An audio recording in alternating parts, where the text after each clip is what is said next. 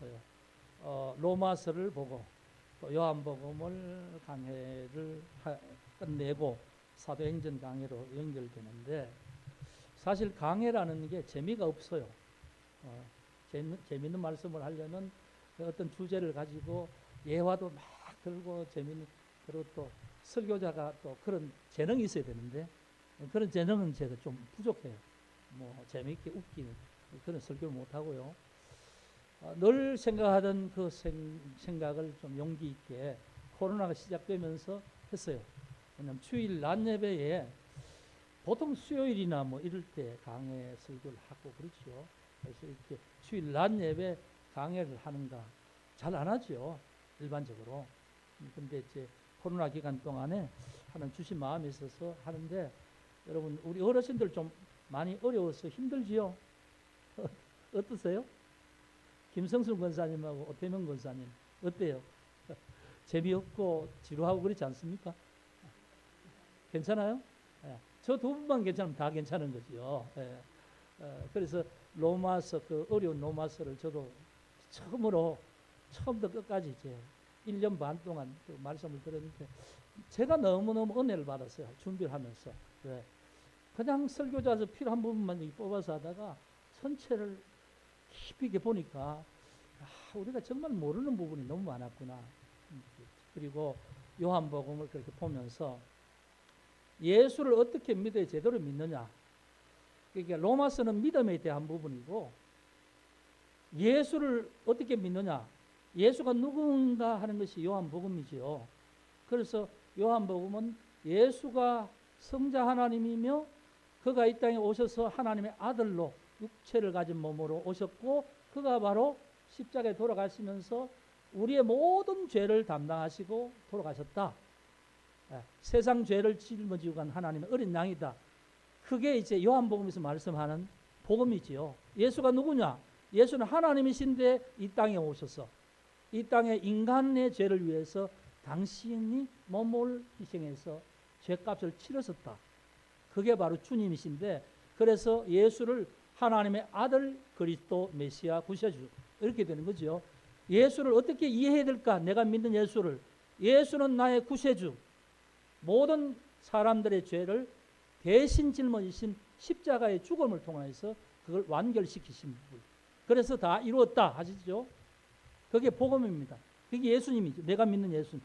그런데 예수를 믿을 때 로마서의 믿음같이 믿으면 어렵게 된다. 그걸로 내가 믿어서는 이제 천국 간다. 그게 아니라는 거죠. 내가 이제 믿어서 하나님 앞에 죄사함 받고 하나님과 관계가 이제 시작됐다는 말이에요. 새 생명이 거듭나서 시작됐다 그 말이죠. 그러면 영혼의 생명이 시작됐으면 끝난 것이냐? 아니라는 겁니다. 거기서부터 시작이니까 완결점은 어디냐? 하나님 앞에 설 때에 완결이 된다는 거예요. 그래서 예수를 믿고 구원 받는다는 건 맞지만 받았다라는 말은 아니라는 거죠. 여러분 이해되시죠? 그게 로마서의 핵심입니다. 그래서 로마서는 예수를 믿고 난 다음부터 내가 하나님의 믿음으로 평생 살아가야 되는 것이다. 죽는 순간까지. 그래서 하나님 앞에 선다는 거죠. 그러면 그 살아가는 건 뭐냐 하면 내가 오늘부터 믿음 안에서 삶을 사는 것이다. 믿는 자의 삶을 사는 것이다. 그게 그래서 로마서에는 믿음의 그 모델을 누구를 세우냐 하면 아브라함을 세우죠. 아브라함이 부름받아서 실수를 하고 실패를 많이 하지만 결국은 훈련을 받고 하나님을 따라가면서 넘어지고 일어서고 넘어지고 일어서다가 마지막에 하나님 앞에 인정받는 믿음이 어디냐? 창세기 22장에 자기 아들까지도 하나님 앞에 내 어디를 만한 믿음이 들 때 하나님이 이제야 너가 나를 사랑하는 줄을 이제는 알겠다. 하나님이 말씀하신 그때 그게 이제 하나님 인정하시는 믿음이죠. 여러분 믿음이 내가 믿는다. 난 예수 믿어. 그렇게 해서 믿는 게 아니고 하나님이 보실 때 과연 너가 나를 믿구나. 과연 너가 나의 사랑이 뭔지 아는구나. 그것을 인정하면서 나의 사랑을 이제 받으면서 또 나를 사랑하는 삶으로 살아가는구나. 그게 이제 하나님 앞에 인정받는 믿음이지요. 그래서 믿음은 내 마음의 작용이 아닙니다. 내 신념이 아닙니다. 믿음은 내 영혼이 고백하고 하나님 앞에 반응하는 거예요. 살아있으면 반응하겠죠.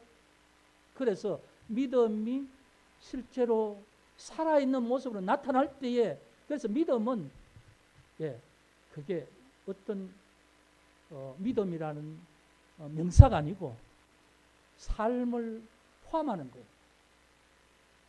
여러분, 사랑한다, 사랑이라는 단어는 의미는 나타낼지 몰라도 온전한 사랑이 아니에요.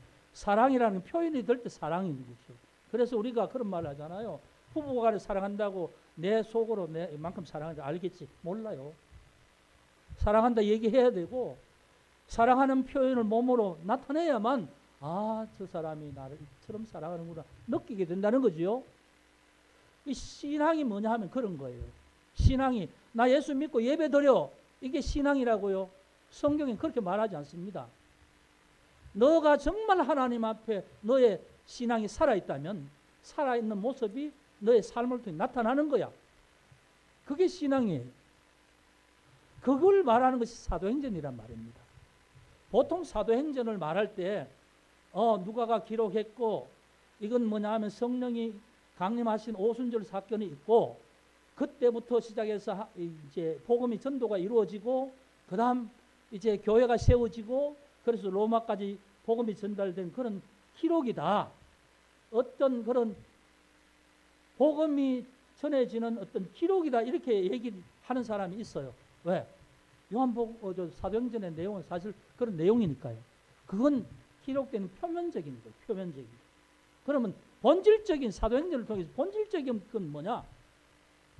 우리가 요한복음에서 말하는 그 믿음, 로마에서 말하는 믿음의 실제의 본을 사도행전 보여주는 거예요. 그러니까 지난주에도 말씀드렸지만 믿음이라는 건 어떤 것이 믿음이냐 하는 것을 우리가 알고 느끼고 그걸 한번 봐야 돼요. 그대로 그 믿음대로 우리가 삶을 통해서 자꾸 훈련을 시켜야 되는 거죠. 그러면 훈련이 되면 우리 몸에 체질화되면 그게 나타나겠죠. 그게 살아있는 믿음이라는 거죠. 그래서 사도행전 보는 이유가 뭐냐? 믿음이 살아있는 본을 보여준다는 거예요. 그래서 그냥 기록적으로 복음이 베드로에서부터 시작해서 예루살렘 교회가 세워지고 하는 이런 건 표면적인 것. 그 전반적으로 흐르는 게 뭐냐 하면 예수 믿는 믿음의 사람들이 실제로 그 믿음의 삶을 살아가는 내용들이 여기 나타나 있다는 거예요. 그게 사도행전 전체 본질적인 내용이라면, 그 동인이 뭐냐 하면 그 동인이 1장에 나타나는 내용이에요. 1장에 예수님 부활하셔서 제자들과 함께 있다 승천하시기 직전에 4절 5절에 보면 예수님께서 제자들이 이렇게 말하죠. 예루살렘을 떠나지 말고 내게서 들은 바 아버지께서 약속하신 것을 기다리라. 이게 지난주에 제가 약속하신 것을 기다리라 한 그 말씀을 드렸는데, 그 말씀을 하시고 요한은 물로 세를 베풀었다. 그렇죠. 세례 요한은 요단강 물로 세를 베풀었지만 이제 너희는 몇 날 못 돼서 성령으로 세례를 받으리라. 성령 세례를 말씀하시고 약속합니다. 그렇죠. 그러면서 기다리라. 그렇게 하시죠. 그러면 또 한 가지 오늘 7절 8절에 보면 7절에 이 제자들이 예수께 이렇게 말합니다. 이스라엘 나라가 이제 옵니까? 그러니까 그것은 때와 시기는 아버지께서 아시고 아버지 권한 안에 있고 너희는 그것이 알 바가 아니다. 그러면서 하신 말씀 중에 8절에 오직 성령이 너희에게 임하시면 너희가 권능을 받고 온 예루살렘과 온 유대와 사마리아 땅끝까지 이르러 내 증인이 되리라. 자, 성령 세례를 받으리라 하고 기다리라 그랬죠. 그 다음에 성령 세례를 받으면 권능을 받고 너희가 내 증인이 될 것이다. 이 말씀을 하시고 제자들 보는 앞에 이제 성천하시죠. 그럼 오늘 제 내용의 주제가 뭐냐 이거죠. 내 증인이 되리라. 이게 오늘 이제 설교의 제목입니다. 주님 주신 사명이죠, 제자들에게. 그리고 이제 12절부터 26절까지는 이 예수님의 성천 직전의 말씀을 듣고 나서 기다리라 했으니까 기다리기 위해서 그들이 모여서 기도하면서 머물러 있는 모습이잖아요. 머물러 있으면서 마지막에 1장 마지막에는 뭐냐 하면 가룟 유다, 예수님을 판 가룟 유다 대신에 이제 12사도 중에 아직 한 자리를 채우는 거예요. 투표를 해서 제비뽑기를 해서 투표가 아니라 제비뽑기를 해서 채우는 거예요. 두 사람의 후보자를 세워서 두 사람 중에 제비를 뽑는 거죠. 그래서 이제 그런 게 이 1장의 내용인데 1장의 내용을 잘 알아야 전체적인 내용을 우리가 잘 볼 수 있습니다. 그러면 예수님께서 성령이 임하시면 권능을 받고 내 증인이 되리라. 예수님께서 말씀하실 때 이렇게 말씀하지 않습니다. 너희가 내 증인이 되라 이렇게 말씀하지 않았어요. 내 증인이 되리라. 이 수동태죠. 비동태지요. 내 증인이 되리라. 여러분 이 말씀의 뜻이 뭘까요? 이 말씀의 뜻이 사도행전 전체를 이끌어가는 내용이 돼요. 그러니까 피동태라는 말은 그냥 시켜서 되어지는 거잖아요. 내가 스스로 자발적으로 하는 게 아니고 이 끌려가는 거라는 거죠. 그렇죠? 그게 뭐냐 하면 성령이 임하시면 성령의 권능을 너희가 받고 너희는 내 증인이 되리라. 이렇게 보면 이 전체 말이 이제 흐름이 왔는 거죠. 여러분 이 말은 뭐냐 하면 사도행전이 계속 나타나는 것처럼 모든 사도행전의 표면적으로는 사도들이나 뭐 집사들이나 뭐 이게 이 보이는 모습으로 수고하고 헌신하고 뭐 그 일을 위해서 고난 받는 사람들이 있어요. 그런데 실제적으로 누가 하신다고요? 실제적으로는 그 모든 흐름에 그 모든 그 과정을 이끌어 가시는 분 누구시라고요? 성령님이시다. 성령이 임하시면 너희가 권능을 받고 너희는 내 증인이 되리라 이렇게 되는 거죠. 왜 이게 중요한가요? 이게 우리 신앙생활에서 우리가 잘 이 부분을 알아야 될 이유가 있는데 하나님과 우리의 관계에서요. 우리가 주도적으로 할 수 있는 게 아무것도 없어요. 우리가 주체가 아니란 말이죠. 오늘 예수님께서 제자들에게 너희가 내 증인이 되긴 해야 되는데 너희 스스로 증인으로서 그렇게 너희 주체적으로 전도하고 열심히 하는 것이 아니고 성령이 너에게 임하시면 성령의 권능을 받아서 너희는 증인의 삶을 살게 될 것이다. 그렇게 되는 거죠. 주체의 문제입니다. 그래서 여러분 사도행전을 좀 아는 분들은 사도행전이 교회의 기록이고 전도의 역사다. 기록된 역사다. 역사서, 신약의 역사서라고 그렇게 말하죠. 그러면서 그렇게 합니다만 실제로는 이 과정 속에서 뭐냐면 1장에 말 예수님께서 성천하시기 직전에 말하신 성령이 너에게 임하시면 이게 조건이 되는 거죠. 그럼 모든 것이 뭐냐 하면 성령이 주도적으로 하시는 것이다. 그 말이에요. 그럼 여러분 생각해 보세요. 하나님은 신이시죠? 참 신이시죠? 우리는 사람이죠? 네. 우리는 유한하고 하나님 무한하시죠? 근데 하나님이 뭐 하실 수가 없어서 우리의 도움이 필요한가요? 우리의 힘을 가지고 우리가 뭐 우리의 계획을 가지고 우리의 노력으로 수고로 하나님의 일을 이루겠어요? 그게 아니라는 겁니다. 하나님은 하나님이 주도적으로 하나님 뜻을 이루어 가신다. 그런데 그 가운데 하나님은 우리와 동역하시기를 원하고 동역자로서 우리는 하나님을 우리가 주도하는 것이 아니라 하나님이 주도적으로 우리는 사용되어져서 그 일을 한다는 거예요. 여러분 교회를 섬기면서도 그런 걸 많이 봅니다. 어떤 사람은요 교회 일을 하면서 자기가 드러나려고 해요. 자기가 내가 했다는 거죠. 하면 처음에는 내가 하고 싶어서 했는데 내가 했다는 거예요. 근데 알아주는 사람이 없어. 내가 왜 이 일을 계속 하지? 나중에는 옆에 보니까 안 하는 거예요. 왜 하필 나만 하는 거지? 내가 해야 될 이유가 뭐 있지? 이렇게 되는 거죠.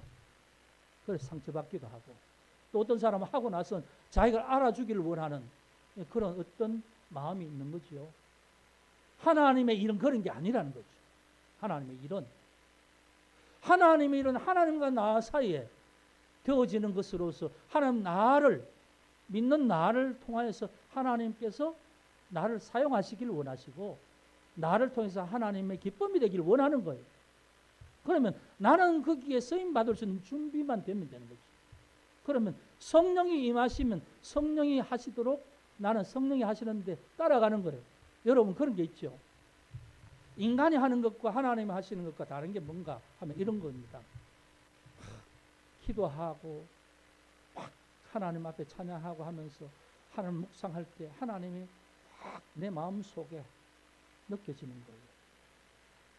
은혜가 느껴지고 십자가가 그 예수님이 돌아가신 사건이 나 때문인 것 같이 느껴지고 이런 것 때문에 막 어떨 때는 감사하기도 했다가 어떨 때는 하나님 앞에서 죄송스럽기도 하고 그런 마음이 들죠. 그러다가 하나님이 나를 그 큰 희생으로 나를 사랑하시고 구원하셨다는 게 확실히 확고하게 느껴지면 하나님께 감사가 막 일어나죠. 감사가 일어나는 그 다음에 순간에 뭔가 이제 하나님 주신 그 사랑에 내가 뭘 어떻게 해야 될까 하는 그런 마음이 생기기 시작합니다. 그런 마음이 생기면서 가만히 있으려니까 마음속에 불이 날 것 같아요. 성령이 주시는 뜨거움, 하나님의 은혜에 대한 반작용으로 나도 하나님을 사랑하는 모습으로 표현하고 싶은 마음이 생겨나는 거죠. 마음 속에서, 영혼 속에서 성령이 그 작용을 하시는 거죠. 그래서 하나님 앞에 섬기면 그것이 기쁨이 되는 거예요. 하나님 주신 그 마음으로 인하여 시작된 것이 그 일을 하고 나서도 하나님 기뻐하실 걸 생각하니까 또 기뻐지는 거예요. 하나님의 일을 그렇게 영적으로 기쁨을 주면서 할 때는 아무리 힘든 일을 해도 피곤하지 않아요. 오히려 기쁘고 감사하죠. 근데 그런 것이 없으면 처음에는 내가 뭘 해야지 하다가 보니까 돌아보니까 나만 하고 있어. 왜 다른 사람은 왜 안 하지? 이러게 되는 거죠. 뭔가 마음속에 불만이 삭히기 시작하는 거예요. 그러니까 인간의 의지로 하는 것은 그렇다는 거예요.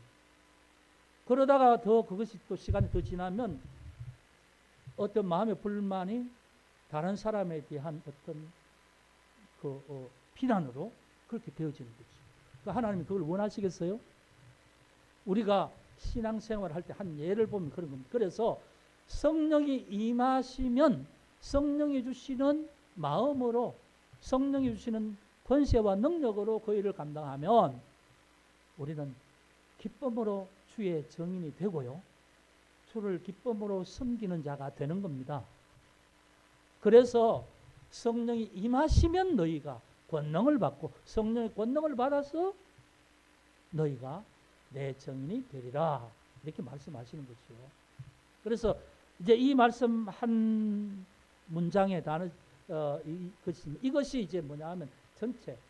그러니까 사람이 이제 이 2장부터 사람의 어떤 그 전도하고 하는 모든 내용들이 있습니다. 그런데 그 배후에 성령이 하시는 능력이 뒷받침되는 거죠. 그것 때문에 하는 거죠. 그래서 이 사도행전 전체를 볼 때 우리가 보는 시각은 뭐냐 하면 우리가 예수 믿는 믿음이 실제로 살아있는 모습으로 모델로 살아 움직이는 믿음으로 나타내는 것인데 그러니까 복음서에 말하는 것이 성령을 통하여서 개인에게 그것이 실제로 믿어지게 하고 그렇게 살게 하는 모델이 된다는 말입니다. 그래서 사도행전을 볼 이유가 있다는 거죠.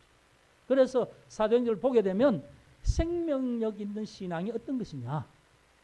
하나님이 우리를 인도하실 때 때로는 고난을 통하여 하나님의 일을 이루실 수도 있다는 걸 또 보여주시기도 하고 또 하나님이 믿음의 사람으로 세워지는 초대 교회 공동체는 어떤 모습을 가지고 있었는가. 그러면 당연히 오늘 우리의 믿음은 이 사도행전에 나오는 첫 번째 믿는 사람들, 첫 번째 믿는 교회 모습이 오늘 우리의 모델인 거죠. 모델.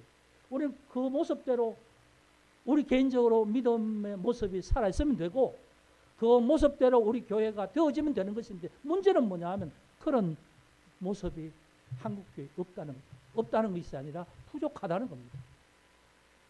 그래서 예수를 믿지만 개인 구원하고 내세 구원을 모든 것으로 생각하는 거예요.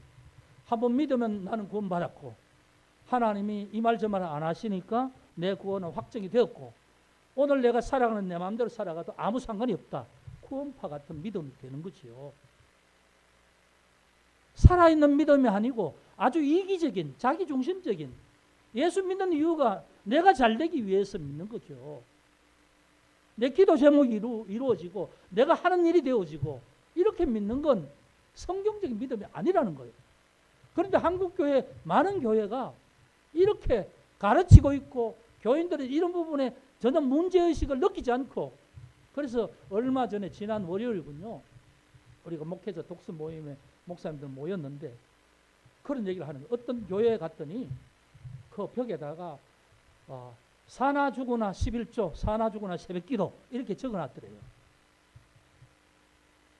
그러니까 새벽기도 하는 이유가 뭐냐 하면 내가 구원받기 위한 것이고, 내가 상받기 위한 것이고, 헌금 11조 제대로 하는 것도 뭐냐 하면 내가 구원받고 내가 상받기 위한 것이다. 이제 이런 식으로, 그 다음에 그 외에는 없다는 거죠. 삶이 없다는 겁니다. 그거 헌금하는 것도 실제로 보면 내 구원을 위해서 하는 거잖아요. 그러니까 모든 행위를, 교회 안에서 하는 행위도 나를 위해서 하는 것으로 이렇게 그렇게 섬기면 복을 받는데 뭐냐면 하나님 앞에 상 받는다. 이런 식으로 예수 믿는 것을 획일화시켜 놨다는 거죠. 교리화시켜 놨다는 거예요. 성경에 11조를 해야 구원받는다는 소리가 어디 있습니까? 11조를 하면 하나님께서 물질의 복을 채워주신다 이런 말씀은 있지만 그것으로 천국에 상 준다 그런 말은 없죠. 그러니까 성경을 바로 보자는 거죠. 바로 보자는 거죠. 살아있는 믿음이 뭔가 이걸 우리가 늘 생각하지 않으면 우리 스스로도 그냥 일방적으로 교리적인 그런 부분에서 우리가 멈춰서 그것이 예수 믿는, 제대로 믿는 것인 줄 생각하고 착각하고, 그렇게 성경적인 믿음이 아니고 교리화된 잘못된 믿음 안에서 살아갈 수 있다는 거죠. 그래서 사도행전의 모습을 우리가 깊이 있게 볼 이유가 있다는 겁니다. 자, 그래서 내 정인이 되리라는 말씀은 우리가 하나님 앞에 주체적인 존재가 아니라는 거예요. 하나님의 일을 위해서 누구를 사용해서든지 하나님의 일을 이루시는데, 나를 통하여서 그 일을 이루시겠다는 하나님의 뜻이 내게는 은혜가 된다는 거죠. 그게 참된 신앙의 고백이 된다는 거죠. 그래서 여러분, 이 부분에 대해서 우리가 사도행전 전체를 볼 때, 언제나 우리는 믿음의 삶을 살아갈 때 성령님 인도하시는 역사가 있어야만 우리는 하나님 앞에 바르게 살 수 있다는 거예요. 여러분, 그런데 우리는 다 이제 성령을 다 받았어요. 성령을 받은 증거는 뭐냐 하면 로마서에서 사도 바울이 그렇게 말하죠. 양자의 영을 받았으므로 하나님을 향해서 아바, 아버지를 부르짖느니라 그러죠. 하나님 아버지라는 걸 의심하는 분 있어요? 네? 혹시 하나님 아버지라고 나는 인정 못하겠어, 그런 분 있습니까? 아직 양자의 영이 그 영혼 속에 임하지 않았어 그래요. 우리는 다 그걸 믿죠. 고백하죠. 그게 뭐냐 하면 예수가 그리스도라는 것을 믿음으로, 십자가에 우리의 죄를 위한 제물이 됐다는 믿음으로 받아들임으로, 성령이 예수의 영으로 우리 속에 들어오실 때에 이제 우리의 죄는 하나님께서 이제 그걸 죄를 다 없이 하시고, 하나님 보시기에 우리가 죄 없는 존재가 아니에요. 죄가 있지만 하나님 보실 때 멸망으로 갈 죄를 다 이제 면제시켜 주시는 거죠. 그 하나님 앞에 아버지가 되는 거죠. 관계적으로 하나님 앞에 나가게 되고 내 영이 하나님을 알게 되죠. 내 생명을 주신 분이 하나님이시라는 거죠. 그게 이제 뭐냐 하면 예수 믿은 자의 첫 번째 단계에 성령이 임하심이에요. 성령이 충만하게 되면, 바울은 그래서 성령 충만함을 받으라 그랬죠. 성령이 모자라서 자꾸 외부에서 오는 게 그런 게 아니고, 성령이 이미 와 계시지만 내 믿음, 약한 믿음 속에서 거기까지만 믿는 믿음이 있고, 그 다음에 더 하나님 앞에 믿음이 더 하나님을 사모하면서 살게 되면 성령이 내 속에서 충만하게 역사하시는 은혜가 있어요. 역사하시는. 그 은혜가 뭐냐면 권능이죠. 권능. 권세와 능력. 그 하나님을 아버지라 부르니까 우리 자녀지요. 요한복음 1장 12절에 영접하는 자 곧 그 이름을 믿는 자들에게는 하나님의 자녀 되는 권세를 주셨다 그랬죠. 자녀로서 내가 하나님 앞에 확신하면서 나는 무한하신 하나님의 은혜 안에 살아가는 자녀라는 확고한 자신감이 있지요. 그러니까 자녀니까 어디 가서든지 어떤 상황이든지 내가 주눅들지 않는 거죠. 그게 자녀 권세예요. 그리고 능력은 뭐냐 하면 성령을 통해서 하나님의 놀라우신 능력을 주시는 거예요. 그게 이제 성령의 여러 가지 보면 신비한 능력부터 해서 그 다음에 어떤 교회를 세우기 위해서 주어지는 능력들 이런 것들이 이제 이 서신서에 나타나 있죠. 그런데 성령이 우리에게 오셔서 우리를 도구로 쓰실 때 우리에게 주시는 능력이라는 거예요. 근데 대다수 사람들은 1단계 예수를 믿으면 구원받았던 하나님은 내 아버지란 요 정도 믿으면서 머물러 있는데 더 하나님 앞에 구하고 기도하고 충만하게 임하면 거기서 성령이 내 속에서 나를 완전히 사로잡아서 뜨겁게 만드는 거예요. 하나님의 마음으로 열심을 주시는 거예요. 거기에서 이제 뭐냐 뭐 하고 싶고 가고 싶고 하면 기쁘고 하는 것이 거기에서 나타나는 거예요. 그런데 보면 세상적으로 이익되는 일이 아니야. 그런데 막 하는 게 기뻐. 그게 성령이 우리에게 역사하실 때 되어지는 것이지 그게 인간적으로 내가 이렇게 해야 되겠다 저렇게 해야 돼 그래서 되는 게 아니란 말씀입니다. 그래서 여러분 우리 믿음에서 자, 내 믿음이 어디에 머물러 있는지를 잘 보세요. 나는 그저 예배 드리고 그저 하나님 앞에 뭐 나는 하나님 아버지라고 부르고 그 정도까지 있으면 기본적인 믿음이에요. 하나님은 믿는 자에게 하나님 나라를 확장시킬 사명을 주신 거죠. 하나님 나라를 확장시키는 사명이 뭐냐? 복음을 전하는 거예요. 그럼 복음을 전하면 그게 뭐 개인적인 구원으로 그게 하나님의 뜻. 사람이 근본적으로 바뀌면 그 사람이 있는 주변에 하나님 나라가 이루어져요. 내 마음속에 내 개인적으로 성령이 임해서 내가 구원받다는 확신이 있으면 내 영혼 속에 하나님 나라가 이루어져요. 늘 기쁨이 있고 평안이 있고 그 다음 내 마음속에 죄로 인한 죄책감보다는 하나님 나를 의로 하나님의 자녀 삼아주셨다는 이 어떤 확고한 믿음이 내 속에 있어서 그 사람 속에 하나님 나라가 이루어지는 거죠. 그 하나님 나라가 이루어진 사람 속에서 이제 성령이 기쁨으로 충만케 하면 내가 너무너무 좋거든. 그러니까 예수 안 믿는 사람에게 예수 믿게 자꾸 전하고 싶은 거예요. 왜? 그 사람 속에 지금 사막 같은 마음인데 그 사람 속에 하나님 나라를 자꾸 전달해 주고 싶은 거야. 그 방법이 뭐냐면 예수를 바로 믿는 것밖에 없으니까 하나님 앞에 죄 사함을 받고 구원받았다는 그 확신을 가지게 해주는 그것이 그 사람 마음 속에 영혼 속에 자유함을 주고 하나님 나라를 만드는 거니까 그걸 전하고 싶은 거예요. 그게 전도죠. 여러분 전도할 때 말로 야 너 예수 믿으라 예수 믿어보는 게 좋겠다. 그래서 그 사람이 안 믿던 사람이 예수 믿는 사람 쉽게 있어요? 한번 그래봤어? 누구에게 전도해봤어? 하면서 그러니까 말 몇 번 하니까 예수를 믿어? 안 믿어요. 예수 믿는다는 건 근본적으로 이게 하나님 앞에 원수가 됐던 그 영혼 사막 같은 마치 옥토가 될 수 있도록 바뀌어야 되는데 그걸 사단이 그냥 가만히 두겠어요? 성령이 하셔야 된다니까. 내 마음 속에 복음을 전하는 내 속에 성령이 막 나를 뜨겁게 해서 진짜 예수를 믿으면 하나님 주신 은혜가 너무너무 그걸 내가 경험해 본 사람 그 사람이 그렇게 전하는 거죠. 그 사람이 전할 때 그 전도하는 그 말 속에 성령이 임하면 받는 사람의 마음 속에 그 말을 듣는 순간에 영혼의 감동이 일어나는 거예요. 그 작용이 일어나는 거죠. 그럴 때 감동이 일어나야 내가 진짜 예수 한번 믿어볼까? 이런 생각이 드는 거예요.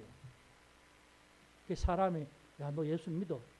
뭐 논리적으로 따져가 예수를 이렇게 믿으면 이런 게 있고 이런 게 그래서가 아니라 정말 내가 예수 믿고 난 다음에 내가 맛본 이 하나님 나라, 내 영혼 속에 있는 하나님 나라를 경험한 사람만이 뜨거운 열정과 성령의 능력으로 전할 때 역사가 일어나는 거예요.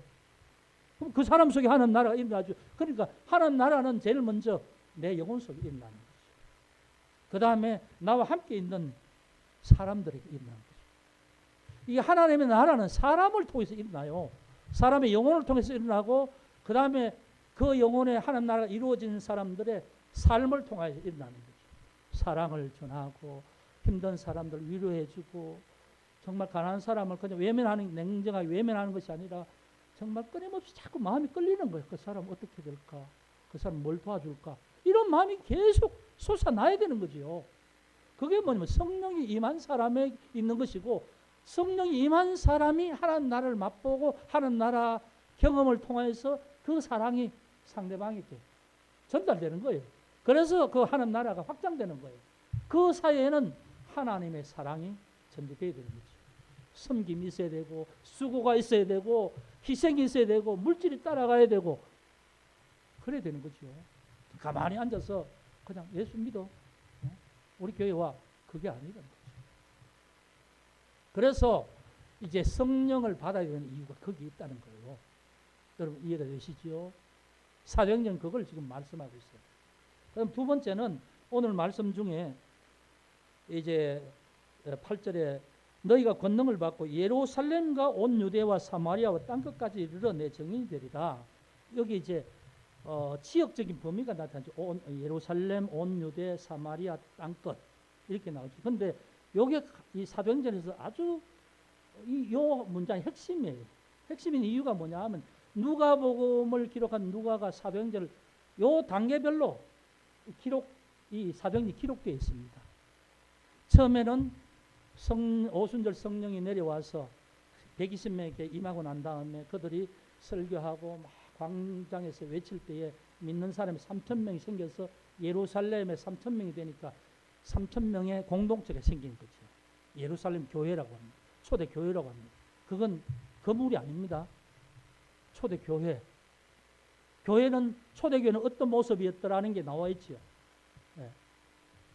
그런데 그 다음에 이제 예루살렘 교회 박해, 그러니까 어떤 그 대제사장 그룹들의 박해가 심하게 되니까 이들이 다 피신을 다합니다.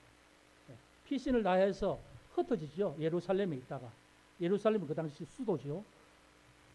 수도에 그들이 이제 거처를 가지고 있다 다 피하여서 도망을 갑니다. 각 지역으로. 그러면서 도망가면서 피신하면서 그들이 살아있는 예수를 피신한 그 지역에 전파합니다.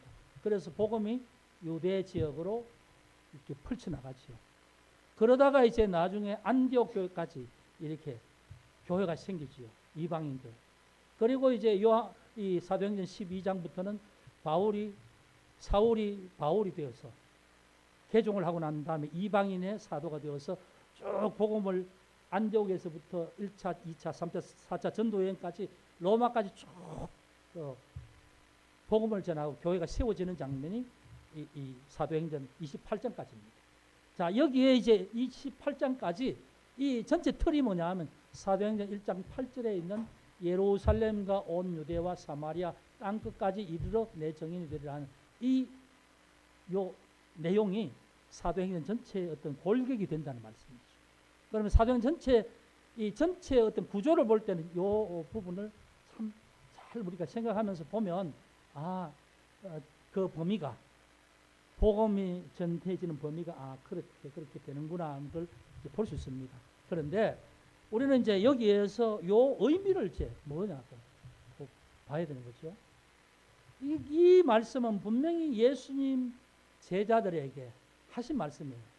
오직 성령이 너희에게 임하시면 너희가 권능을 받고 예루살렘과 온 유대와 사마리아 땅끝까지 내 증인이 되리라 하시면서 이제 중간에 삽입한 내용인데, 오늘 우리가 이 말씀을 볼 때 이 의미가 뭐냐 하는 거죠. 이 말씀은 이런 거예요. 오늘 하나님의 나라가, 하나님의 복음이 전해지고 하나님의 통치하심이 이루어지는 하나님 나라가 나부터 시작한다.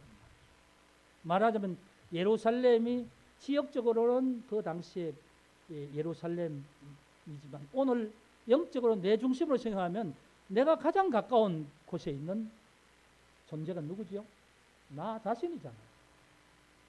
나의 영혼에 하나님 나라가 이루어지고 나의 영혼에 성령의 임재하심이 있어야 된다는 거죠. 거기서부터 시작이 되는 거죠. 그리고 그런 은혜가 내게 있으면 내 가정에 그것이 퍼져나가게 된다는 거죠.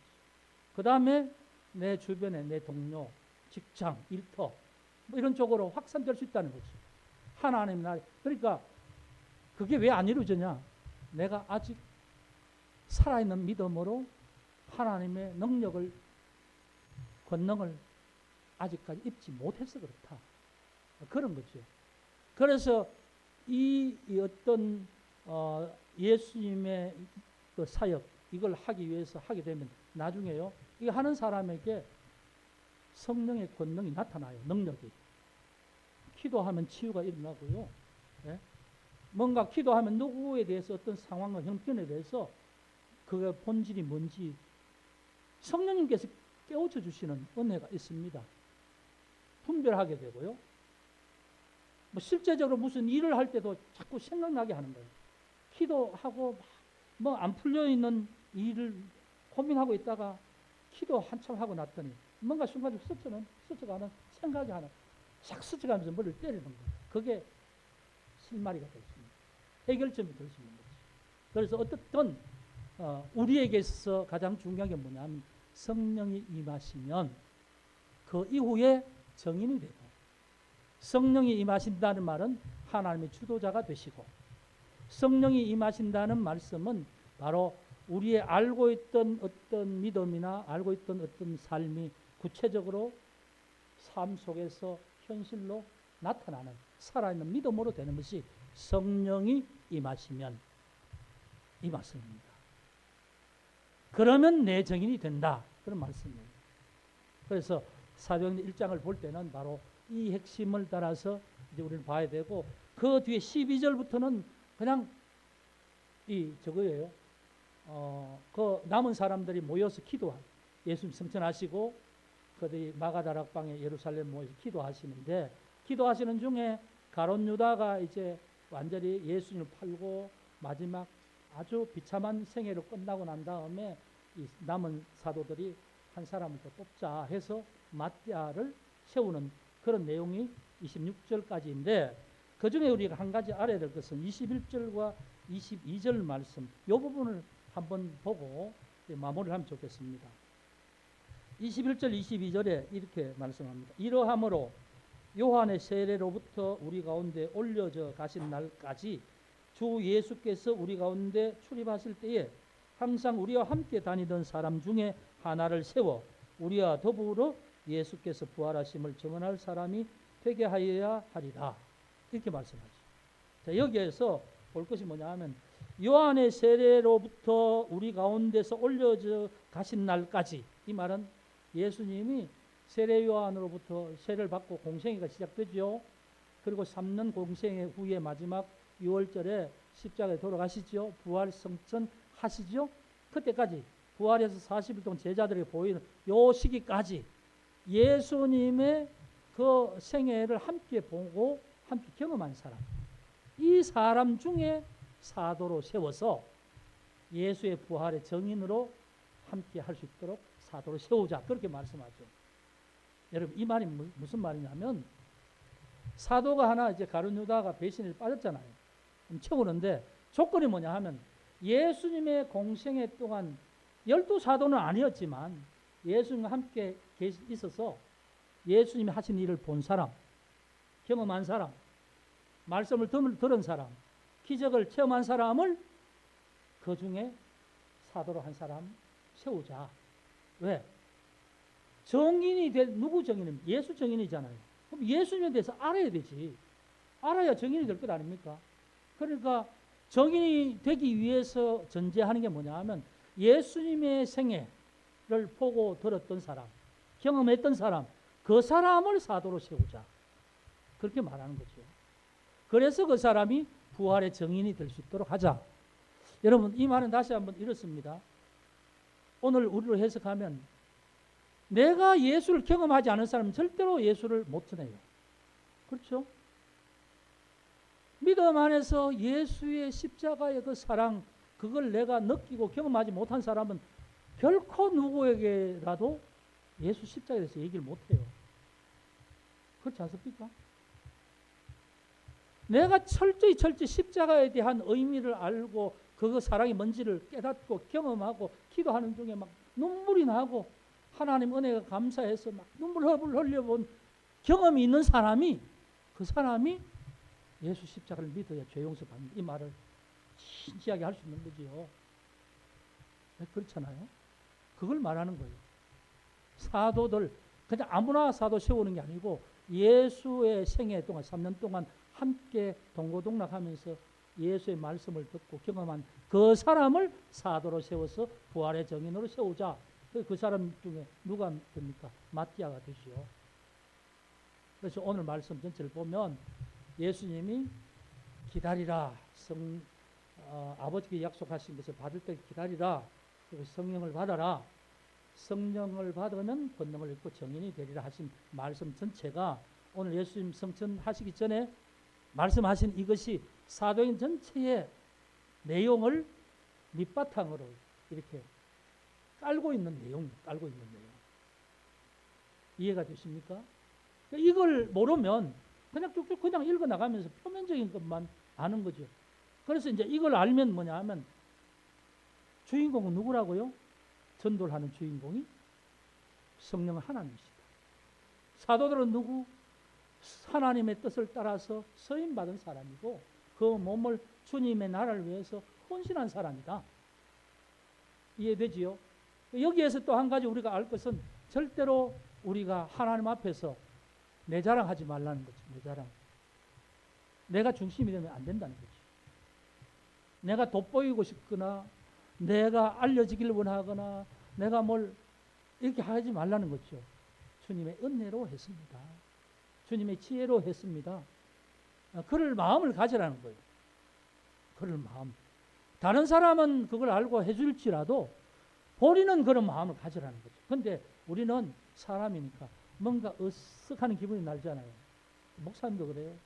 설교를 하면 몇 그렇게 잘하면 야, 참 설교 잘해. 속에서 겉으로는 은혜 받았습니다만 은혜 감사합니다. 그런데 속에서 야, 오늘 내가 오늘 설교 잘했지.